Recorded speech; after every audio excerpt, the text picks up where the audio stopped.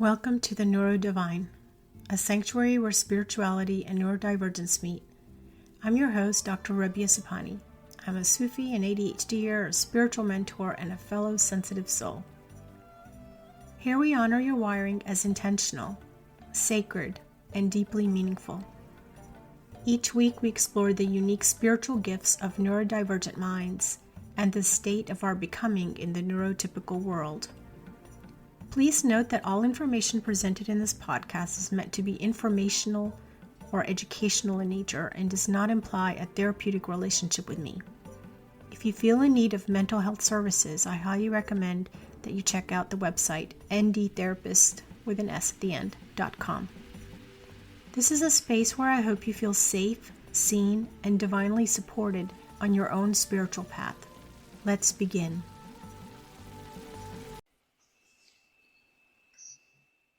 Hi, everyone, and welcome to the Neurodivine podcast. Today, we're going to be talking about trauma, spirituality, and neurodivergence with Marcel. Marcel, would you mind introducing yourself and telling us a little bit about you? I would love to.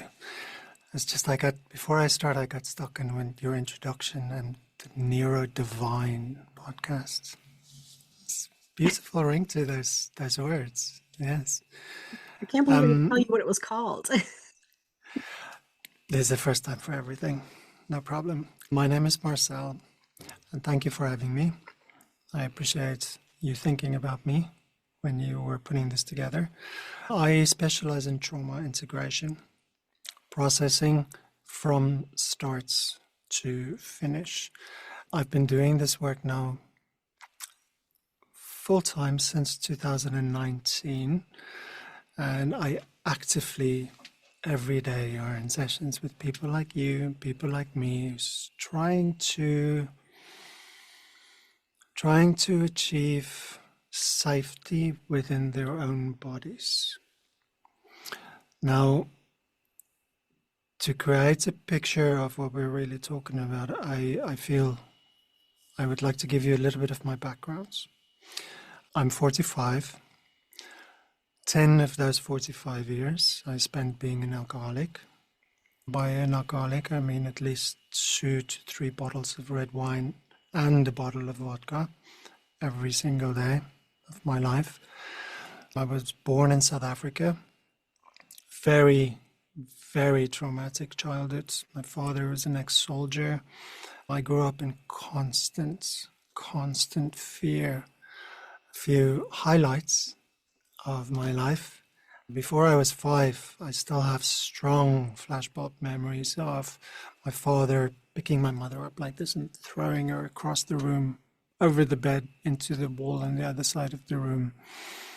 Then memories of my father almost being burnt alive in apartheid ethnic cleansing when I was about 7 years old. Memories of my father putting me in a canoe in the middle of nowhere, in the middle of the night, saying, "Marcel, search for the lights." This is when I was 8, and I will tell you a little bit more about that story later on. And then, when I was around 10, a lot of domestic abuse, and I had enough. And one night I told my dad that I was going to kill him. I was going to wait until he falls asleep. I'm going to take his own revolver and I'm going to shoot him in his sleep. And the consequence of that is he didn't talk to me for about 2 years. The same time I got a stroke. I woke up one morning and the left side of my body wouldn't work at all. I was paralyzed on the one side. I spent 6 months in hospital, learning to walk again, learning to talk again, going through the whole process again. All of these conditions made me incredibly rebellious. Very, very, very rebellious. So when I hit my teenage years, between 17 and 19, I was in 5 car accidents. And the final one almost killed me. I passed out behind the steering wheel of my car, drunk completely, with my foot on the accelerator. And I woke up in hospital. Now, there's some context for before this. When I was 17, my best friend died He got shot and killed by his own brother in a hunting accident. We were very close. So that led to my first existential breakdown, asking, what's the purpose of all of this? If a life is just going to be taken like that, what's the meaning of any of this? Why am I even getting up in the morning? Why do I have to make plans? Why do I have to go study? Why do I need a career? Why do I need anything if this is just the end goal? And then I was an athlete, 400-meter hurdles. This was my escape from the chaos of my life. So I trained every day from when I was maybe 13 to 18, 4 or 5 hours a day, with the end goal of qualifying for the 2000 Sydney Olympics. So I was training really, really hard to achieve this. And then, of course, that last accident that I had, within a space of literally a few hours, I was told that I would never run again. So all this work, everything I had done, this golden tickets out of the chaos that was my life, was just, I can't even say taken away. It was given away because of me being very irresponsible. So again, I had to learn to walk again. Very different experience this time as an adult to walk. And I was a musician as well, right? A bit of jack of all trades. We had an opportunity to go to Ireland then to make music and to see if we can maybe do something with it career-wise. So I was in hospital for 6 months with my broken femur. I was in bed for 6 months after that. And then literally almost a year from when I was in the accident, I got on a plane to go to Ireland. Incredibly inexperienced. First time in my life I got on a plane. This 20-year-old with shorts, still on my crutches. I still remember arriving in Shannon Airport in Ireland. It was in January, the 16th of January, and it was cold. It's the middle of winter, -2, and I'm there in my shorts, my flip-flops, and I am from South Africa, Crazy looking back at it. I was there for 2 weeks, and I met my ex, then partner. She turned out to be my father in a 5'0" package. Very difficult relationship. Very, very difficult relationship. And we were together for a year. She got pregnant. And so I ended up being a weekend dad for most of my daughter's childhood and teenage years. Then all the pressure and all the stress just became way too much. And in 2005, the frustration built, it just really accumulated enough for me to really lose my temper. And I went like this, doosh, on a big granite kitchen table. And I broke both my hands. I broke all the bones in here and all the bones in there. So I was in a situation where I couldn't use my hands. I thought that up until now, the hardest thing that I had gone through was breaking my femur and learning how to walk again. But try not using your hands, both your hands, for about 2 months. It was incredibly challenging. And of course, at this stage, I still never questioned, why am I like this? Why am I so destructive? Why is there this dark cloud inside of me? Why can't I make my own decisions? Why don't I have direction? Why don't I have purpose? Why don't I have any of these things? Then in 2007, one day, I remember stopping in an off-license liquor store and getting a bottle of wine. Went back home, drank the bottle, maybe in 10 minutes, and from one moment to the next, it was calm inside my body. Completely calm. That was it. I was hooked. 10 years went like a day, completely. Of course, inside the 10 years, many other things happened as well. But for the purpose of not keeping you too long with this introduction, we can go through it during the walk of this.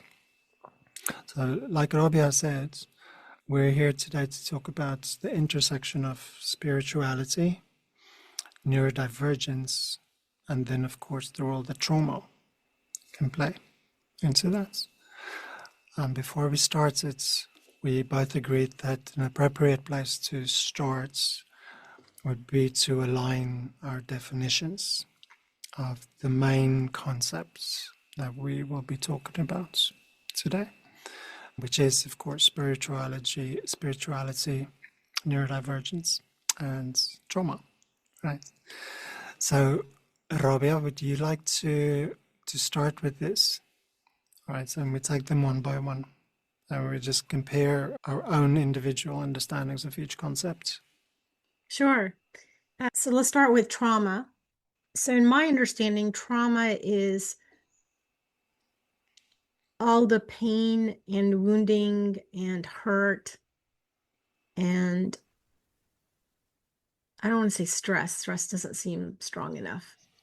But everything you've accumulated over your lifetime where you felt unseen, unheard, something was unjust, you were abused, and any kind of pain or wound that had a lasting effect on you and that was stored in your body in some way. And my understanding of that is actually, unfortunately, very recent, because for me, I've always been kind of more in my mind. And so for me, trauma was an emotional thing. And I never really thought about it as being stored in the body until I had my own experiences with having somatic therapy and healing. But so for me, trauma is basically all of the pain and wounding that you've accumulated that you keep stored in your body until you address it. And until you address it, it stays there. Well, we are aligned, yes. The way I understand the concept, elementally, is that trauma is... I'm just thinking, what's his name? Canadian GP termed trauma specialist as well. His modality is compassionate self-inquiry. Oh, Peter Levine? No, not No, Peter no. Levine. He's deep somatic. Oh, right. Not Bessel van der Kolk. Right. Also not Bessel. No, Bessel is in Boston, yeah. Like, I work with him a lot.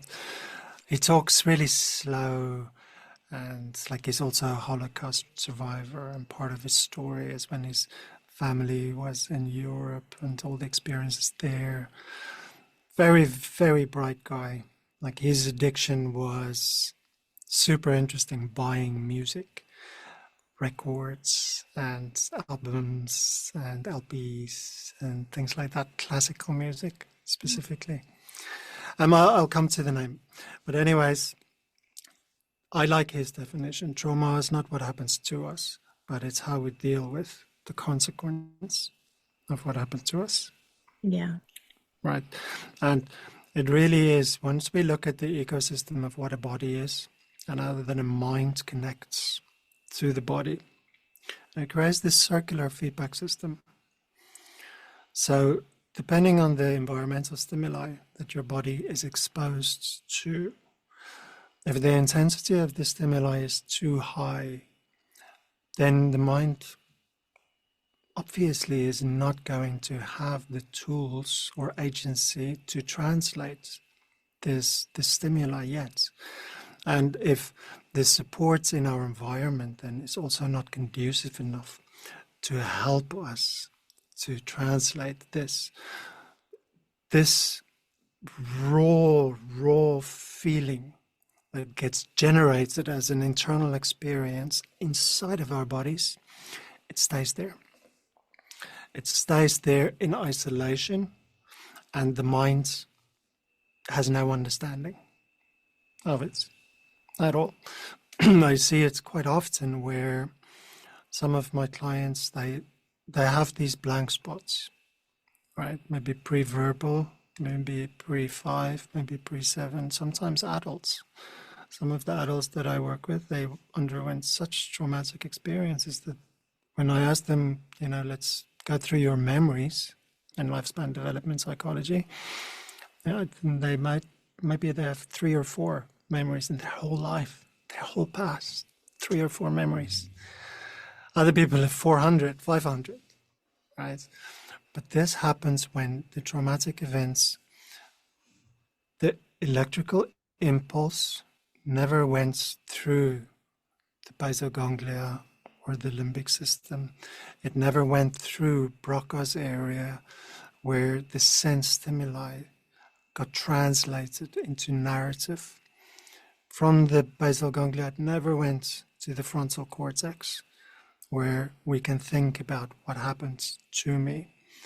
So a lot of trauma, when we say unprocessed trauma itself, is yes, it is when all of the intensity of the reawakened experience is stuck from the bottom down, but it's also to do with brain functionality.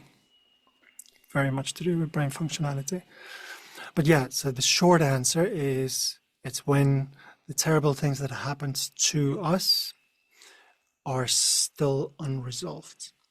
Then, of course, something happens in our environment that is exactly the same trigger mechanisms to remind our body when this happens, this is what you're supposed to experience, that then we relapse, we get triggered, and then your body goes back into the original state experience that it went through when it was exposed to these conditions initially. That's a really good explanation, because I had never really considered that as being kind of a disconnect between the body and the mind. I think it's a very helpful way to look at it. Thank you. So within the context of what we're talking about, right, we're talking about heaven and earth, all right, spirituality and trauma. Why do people look for spirituality? Why is it so important? This is the first question. Why is this thing so important for you?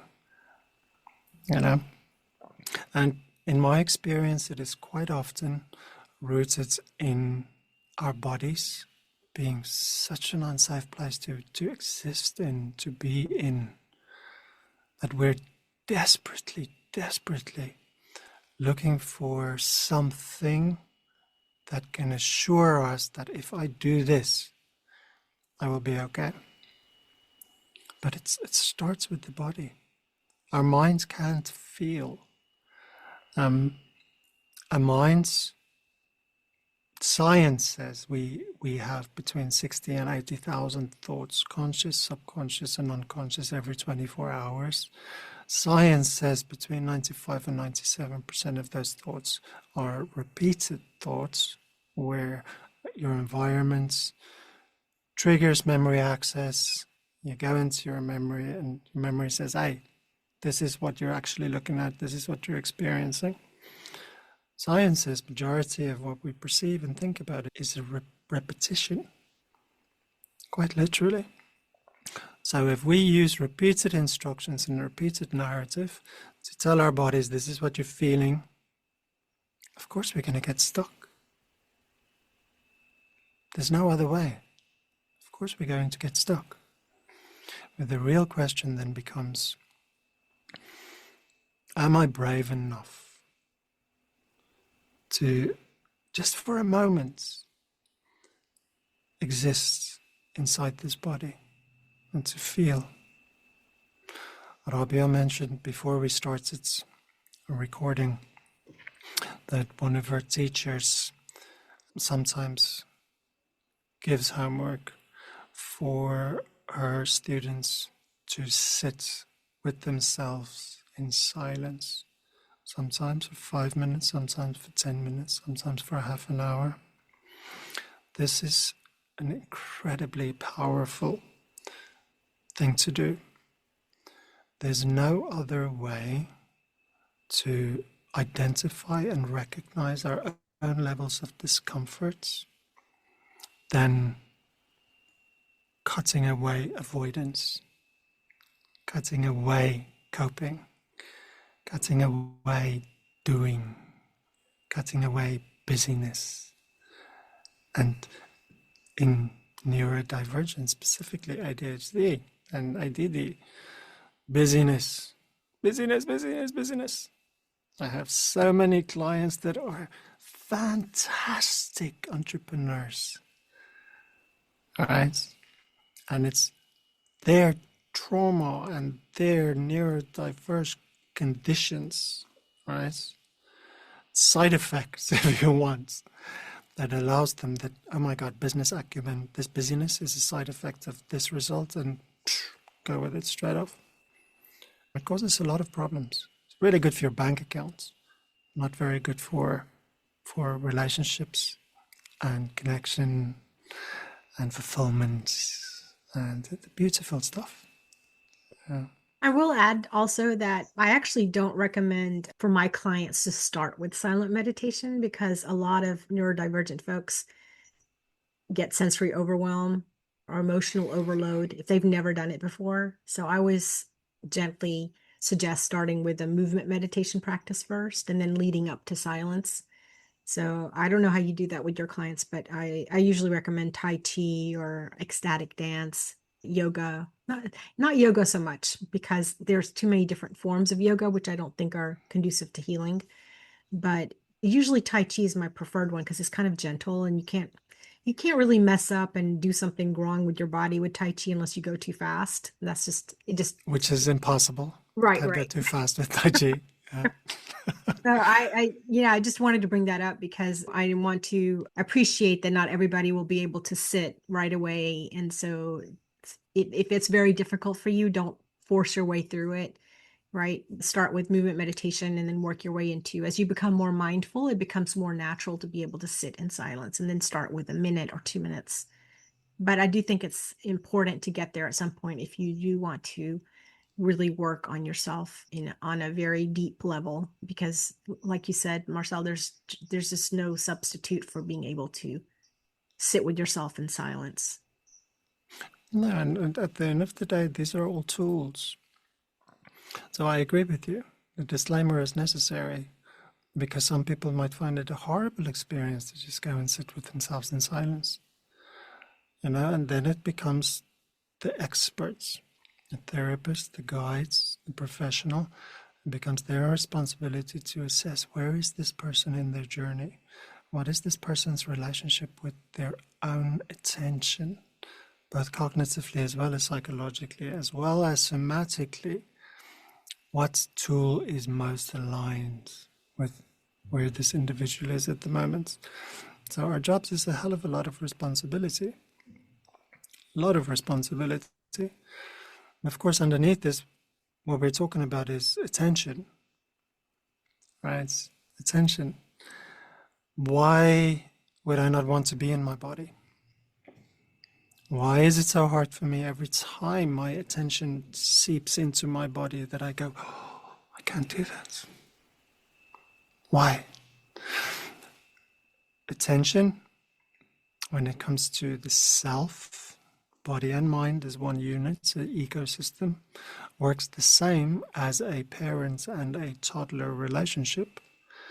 When a toddler and a parent is in a secure attachment, parent is there, toddler is there, left to their own devices. As long as the toddler knows the parent is there, most of the time it's cool.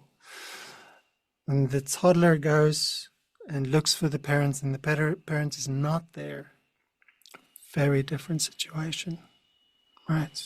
Might be hysterical crying, very definite signs of irritability, discomfort, dysregulation, things like that. Our relationship as individuals with attention internally works the same.